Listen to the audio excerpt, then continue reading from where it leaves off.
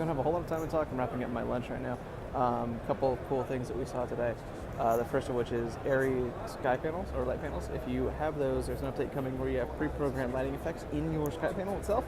You could have things like lightning strikes, cop cars, fireplaces, televisions, those sorts of things, which is really, really cool. They also have something called match source. They went through and got all of the color readings off of certain light sources. So sodium lights for like street lights. Candle lights, glow sticks. It's insane. So all I have to do is just drill in there, find the source that you want to match, click that, it'll bring up the color value for you. Updates can happen via Ethernet or USB.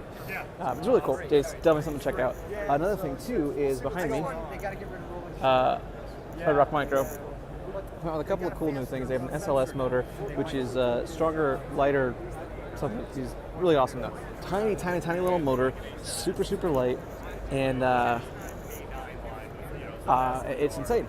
But they have this really cool feature where they have this RFID chip that you can swipe over the motor, and it'll basically load in the lens data, basically. So you take this RFID chip, you say, okay, this is going to be a Zeiss 35mm prime. You load all that information onto the chip. You literally swipe it on the motor, and then that's going to bring up all of those lens, all the lens information up on your small HD monitor, because they've partnered with Small HD now. So you have all of your zooms and your f-stop, your zoom, your f-stop, and something else. Oh, name and such that you have on there, which is really, really cool. It's literally just it's like that big. You just program it, you swipe it. They cost like a couple bucks. It's pretty interesting. That's that. And then this happened. The first part of my lunch, and I'm so excited about this. It is Shane Hurlbut from many a film, and he has a thing called the Inner Circle, which is something that I'm part of, and the Inner Circle helps up-and-coming cinematographers or even industry cinematographers learn new tips and tricks, maybe things you didn't know or things you did know, and how to use certain things in different ways. So for me, what it is, it's basically taking all the knowledge that I already knew and using it in ways that I didn't think about, or adding on tips and tricks in items that I know that I now need to buy. It's really cool, and he really transformed the way that I think when it comes to framing and lighting, and the way that I communicate that to others now. I have a better understanding of what I'm looking for, so I can have a better way of communicating it to other people. So I am super excited I got the chance to meet him. Yeah, I'm gonna go so that I can prep for the rest of the interviews. Have fun. Film scanning. It's 8mm film, 2K scan.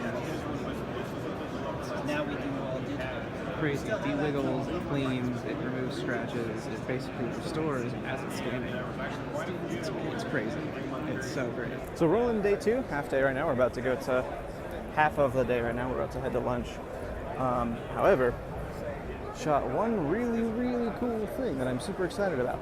If you use Aries sky panels, there is an update wherein you will have programmed lighting effects inside your light panel. Things like cop car. You have two drivers in there that'll switch between red and blue, red, white, and blue, just white, just blue. It's kind of a cool little thing. You got lightning effects, fire effects, television effects.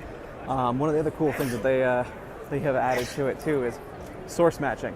So they went through and they read color temperatures from tungsten lighting to high pressure sodium lights to halogens to freaking glow sticks, and it's all just in there for you now. So all I have to do is just drive into the menu, find your lighting source or your source matching, pull it up, pick which one you want, and it's there. It's pretty damn accurate too. Watching the demo of it's pretty freaking awesome.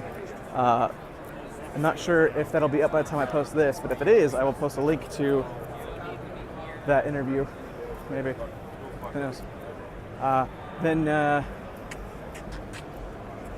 Red Rock Micro has some cool new rangefinder things where you can actually use the rangefinder now to drive your focus, which is kind of an interesting, cool little feature.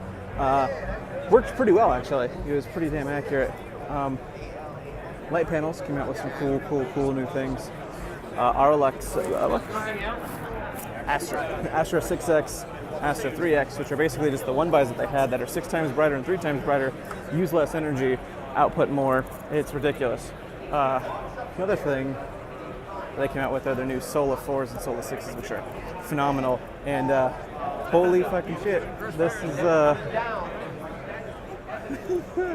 this is Shane Hurlbut, who I've been taking classes with for a while. Just things that he gives you really cool tips and opportunities of things that you should know if you're a cinematographer or a camera operator, but in a way that you probably didn't think about using them, or small, simple tricks that you can use to make your filmmaking better. And I am too excited about this now, so I'm going to go and watch this for a bit.